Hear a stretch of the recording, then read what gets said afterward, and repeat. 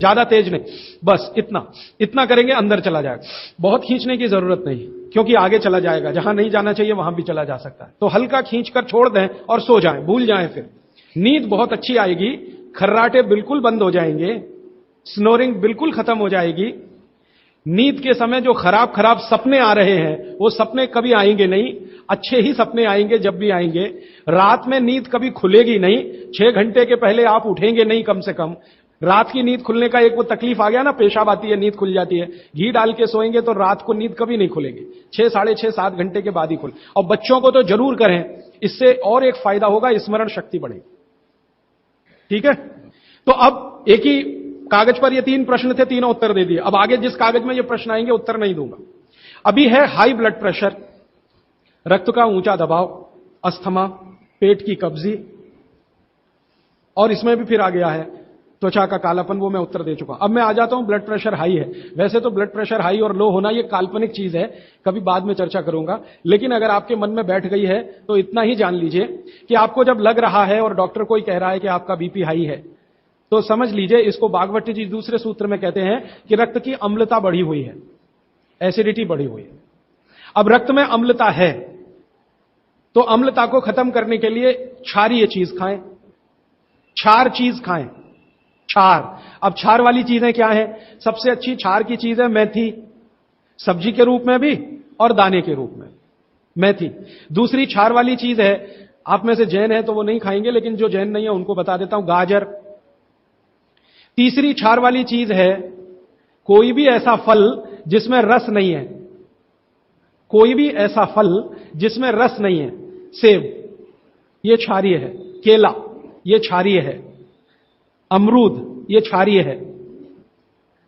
कोई भी ऐसे फल याद रहेगा आपको जिसमें रस नहीं है, ये सब क्षारीय है। सब्जियों में पालक क्षारीय है, बैंगन क्षारीय है। आलू के बारे में कहते हैं ना अम्लीय ना क्षारीय, वो बीच का है। तो जो सब्जियां आपको क्षारीय हैं और जो मसाले माने औषधियां क्षारीय, इनका उपयोग करें तो अम्लता अपने आप कम होगी, तो ब्लड प्रेशर कम होगा, तो ट्राइग्लिसराइड कम होगा, मोटापा भी कम होगा, सब कुछ कम होगा आपका। तो हमेशा याद रखें। तो मेथी दाने का उपयोग मैंने बता दिया है, पानी में डाल के रात को छोड़ दें, सुबह उठकर दाना चबा के खाएं, पीछे से पानी पिए। गाजर का उपयोग बता दिया, कद्दूकस में घिसें, गाजर ले लें और वो कद्दूकस की गाजर को खा लें। और क्षारीय चीज मेथी की सब्जी रोज खाएं, पालक की सब्जी रोज खाएं। हरे पत्ते की कोई भी सब्जी क्षारीय होती है, हरे पत्ते की कोई भी सब्जी क्षारीय होगी, और फल जिसमें रस नहीं है वो सब क्षारीय होंगे। बस याद इतना ही रखें। तो आप अगर उपयोग करेंगे तो हाई ब्लड प्रेशर तो जाएगा ही, उसके साथ ब्लड कोलेस्ट्रॉल कम रहेगा, ट्राइग्लिसराइड कम रहेगा, मोटापा कम होगा, पेट आपका कम होगा, और उसके अंत में हार्ट अटैक आएगा नहीं। ब्लॉकेज भी है तो निकल जा। और एक क्षारीय चीज में भूल गया बताना, लौकी, दूधी। सब्जियों में सबसे ज्यादा क्षारीय कोई चीज है तो दूधी, माने लौकी ज्यादा खाएं, दूधी ज्यादा खाएं, और उसका रस भी पिए कच्ची दूधी का, तो और अच्छा है। जितने भी हाई बीपी के मरीज हैं उनके। अस्थमा, अस्थमा भी जो एक बीमारी है ना, वो वायु के प्रकोप की बीमारी है। तो अस्थमा ज्यादा है तो इसके लिए जो मैं बहुत बार बोल चुका हूं, फिर बोल रहा हूं, दालचीनी ये क्षारीय है, दालचीनी का उपयोग करें शहद के साथ। शहद क्षारीय है तो दालचीनी, शहद। शहद नहीं ले सकते तो गुड़। ये जो नारियल होता है ना, नारियल, मैंने आपको थोड़ी देर पहले एक बात कही है और मुझे याद आ गई, तो मैंने आपसे कहा जो भी फल में रस नहीं है वो क्षारीय है, और जो भी फल में रस है वो अम्लीय है। लेकिन ये नारियल अद्भुत फल है जो क्षारीय है, रस होते हुए भी। तो ये क्षारीय है। अब ये क्यों है, ये बाद का विषय। तो आप अगर अस्थमा से शिकार हैं, दमा के शिकार हैं, तो नियमित रूप से नारियल खाइए, हरा नारियल खाइए, कच्चा नारियल जिसको कहा जाता है, चबा चबा के खाइए। कितना खाएं जी? एक दिन में 50 ग्राम तक खा सकते हैं चबा चबा। तो दालचीनी और गुड़ लिया और नारियल चबा के खाया, 3 महीने के बाद आपका अस्थमा जड़ से खत्म होगा, वो 40 साल पुराना हो तो भी। इसके बाद हां, बाकी तो आंखों की। मुंह में छाले बहुत रहते हैं, ये मुंह में छाले बहुत रहते हैं, इसका माने पेट आपका साफ नहीं है, बड़ी आंत आपकी कचरे से भरी हुई है।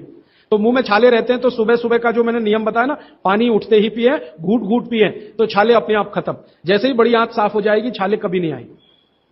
और अगर आपको ये करने के बाद भी छाले में आराम नहीं मिल रहा है, तो आपको एक सरल आसान दवा बता देता हूं जो होम्योपैथी की दुकान में मिलती है, जो बड़ी आंत को सबसे जल्दी से साफ कर देती है। उस दवा का नाम है बोरेक्स।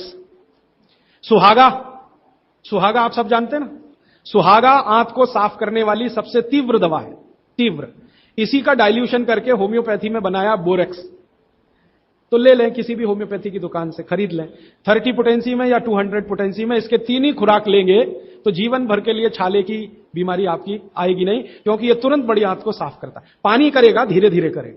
बोरेक्स तो एक ही दिन में काम करता है, लेकिन बागवती जी कहते हैं ये एक ही दिन का चक्कर छोड़ना चाहिए, तुरंत हर चीज का रिजल्ट मिल जाए। वो कहते हैं जीवन में कोई भी चीज फास्ट है ही नहीं, हर चीज स्लो है। तो कोशिश करिए पानी से ठीक करें, और अगर आप बहुत परेशान हैं तभी बोरेक्स का इस्तेमाल करें। और यह दवा हमेशा पानी में डाल के लें, 1 बूंद डाल दें पानी में, और उस पानी के 3 हिस्से करके उसको पी लें। 1 कप पानी हो, आधा कप पानी हो, चौथाई कप पानी हो। अभी आगे का एक प्रश्न। अच्छा, गाय के मूत्र के बारे में मैंने आपसे कहा था, तो उस पर प्रश्न आए हैं 4-5। गोमूत्र सही गाय का है या उसको कोई बीमारी है, किस तरह की प्रॉब्लम हो सकती है, अगर गोमूत्र सही नहीं है तो उस हाल में क्या करना चाहिए। मैं आपको विनम्रतापूर्वक एक एक्सपेरिमेंट जो हमने किया वो बता देता हूं। गाय को हमने 6 साल जहर खिलाया, एक गाय पर यह एक्सपेरिमेंट हमने किया। 6 साल जहर खिलाया, सबसे खराब जहर खिलाया, उसका नाम है संखिया, अंग्रेजी में कहते हैं आर्सेनिक। तो हमने गाय को दिया, चारे में मिलाकर दिया, बहुत मामूली मात्रा में, क्योंकि हम जानते हैं ज्यादा देंगे तो गाय मर जाएगी। हमें यह देखना था कि ये थोड़ा थोड़ा जहर देते हैं तो उस पर असर क्या आता है। तो 6 साल जिस गाय पर हमने ये प्रयोग किया वो गाय अभी भी जीवित है, अभी भी जीवित है और स्वस्थ है, तंदुरुस्त है। हमने हर बार उसको संखिया दिया और हर दिन उसके मूत्र में टेस्ट किया, आया कि नहीं आया, क्योंकि ऐसे कहते हैं ना, खाओ तो सब कुछ आने ही वाला है मूत्र में और ब्लड में। तो 6 साल लगातार उसको संखिया खिलाने के बाद भी उसके मूत्र में 1.0000 में चले जाएं, उतना भी संख्या कभी नहीं आया। अद्भुत है ये। अब मुझे पुरानी बातें इसमें जोड़नी है। बहुत लोग कहते हैं ना गाय के गले में शंकर भगवान का निवास है, वो शायद शंकर जी ने पी लिया। शंकर जी तो मशहूर है ना खराब से खराब जहर पीने के लिए, तो शायद गले में शंकर जी हैं गाय के, तो वहीं रुका। और सच में हमने ये देखा, इसमें मैं एक्सेजरेशन नहीं कर रहा हूं, आप चाहें तो वो गाय कभी भी आके देख सकते हैं। हमने उसके गले के आसपास महसूस किया 6 साल में एक ब्लू कलर का रिंग बन गया है, ब्लू कलर का, और वहां से ब्लड निकाला, उसको टेस्ट किया तो उसमें पूरा संख्या है, माने आर्सेनिक है। गले के नीचे वो गया ही नहीं, गले में ही रुक गया। शंकर भगवान ने शायद रोक लिया। तो आप बेखटके गाय का मूत्र पी लीजिए। आपके दिल में ऐसा लग रहा है वो कचरा खा रही है, आप चिंता मत करिए, ये कचरा जाएगा नहीं उसके मूत्र तक। भगवान ने उसके शरीर में ऐसी व्यवस्था करके रखी हुई है। लेकिन अच्छा ये होगा आपके दिल और मन की तसल्ली के लिए कि गाय अच्छा चारा खाती हो, साफ सुथरे वातावरण में रहती हो और नियमित घूमने के लिए जाती हो, उसका मूत्र जरूर पिएं, वो सबसे ज्यादा लाभकारी तो है। लेकिन कुछ मजबूरी आ गई, मजबूरी से मतलब मैं समझाना चाहता हूं। आप एक ऐसी जगह रहते हैं जहां गाय कचरा ही खाती है और आपको ऐसी कोई गाय मिल ही नहीं रही है जो शुद्ध चारा खाती हो और बराबर घूमने जाती हो, और आप किसी बीमारी से तड़प रहे हैं, परेशान हैं, और वो बीमारी में आपको गोमूत्र चाहिए ही, तो बिना संकोच के ले लें। उसका हानि तो नहीं करेगा, कुछ फायदा ही कर जाए। गोमूत्र के बारे में अब तक की जो रिसर्चेज है वो ये है कि इसके साइड इफेक्ट है नहीं। शरीर पता है क्या करता है, आपने मूत्र ज्यादा भी पी लिया तो ये शरीर 20 मिनट के बाद उसको पेशाब के साथ अपने आप ही निकाल देता है, रहने ही नहीं देता उसको। तो थोड़ा ज्यादा पी लिया या खराब पी लिया, वो निकल ही जाएगा, जो काम का है उतना ही रह जाएगा। अब गाय का ऐसा बना भगवान ने बनाया है, इसलिए भागवत जी कहते हैं कि ये विशेष तरह का एक जानवर या प्राणी है जो भगवान ने बहुत सोच समझ के बनाया। तो गाय के बारे में इतना। अच्छा, अर्थराइटिस के लिए किसी ने पूछा है, अर्थराइटिस के अब जितने भी प्रश्न आएंगे उनका एक ही साथ ही उत्तर है कि अर्थराइटिस की समस्या अगर बहुत गंभीर है और डॉक्टर आपको कोई ये कह रहा है कि जी ऑपरेशन करा लो, तो हाथ जोड़कर कहता हूं ऑपरेशन तो कभी मत कराना, क्योंकि आप जिस स्थिति में हैं उससे भी ज्यादा खराब हो जाएगी। इस हिंदुस्तान के भूतपूर्व प्रधानमंत्री श्री अटल बिहारी वाजपेयी ने दुनिया के सबसे बड़े डॉक्टर से ऑपरेशन कराया था, नहीं कराया? स्पेशल चार्टर्ड प्लेन भेजकर अमेरिका से उस डॉक्टर को बुलाया, डॉक्टर राणावत, और उसने दुनिया के सबसे अच्छे घुटने कप्स लाकर अटल जी को फिट किए हैं। अटल जी को देख लीजिए आप, पहले तो थोड़ा चल लेते थे, अब तो चलना ही बंद हो गया, सिर्फ व्हील चेयर पर ही रहते हैं, और वो खुद कहते हैं कि मैं पहले से ज्यादा तकलीफ में हूं। तो आप मत करिए। फिर आप बोलेंगे जी क्या करें, डॉक्टर बोलता है ऑपरेशन मत कराइए। आप क्या करें, अर्थराइटिस के लिए जो सबसे अच्छे कॉम्बिनेशन भागवत जी के हैं उनका उपयोग करिए। उसके लिए सबसे अच्छा वो बोलते हैं चूना खाइए, चूना क्षारीय है, अम्लता को कम करता है, ज्यादा अम्लता बढ़े तो अर्थराइटिस होता है, तो चूना खाइए। खाने का तरीका मैंने बता दिया, दही में, छाछ में, पानी में, जूस में। और एक दिन में अर्थराइटिस के पेशेंट 2 ग्राम खा सकते हैं, स्वस्थ आदमी तो 1 ही ग्राम खाए। चूना खाइए। मेथी दाना लीजिए, क्षारीय है। और सबसे क्षारीय चीज जो है वो है हार सिंगार का पेड़।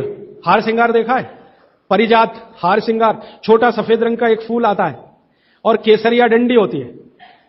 सफेद फूल और केसरिया डंडी, बहुत तेज खुशबू है, रात को ही खिलता है। रात रानी भी कुछ लोग कहते हैं, हार सिंगार कहते हैं। ये पेड़ के जो पत्ते हैं वो ब्रह्मांड में सबसे ज्यादा क्षारीय माने जाते हैं, जो भी औषधियां। तो इसके पत्ते कहीं भी मिल जाएं, 4-5 पत्ते पीसिए, पीसकर पानी में डालिए, खूब उबालिए।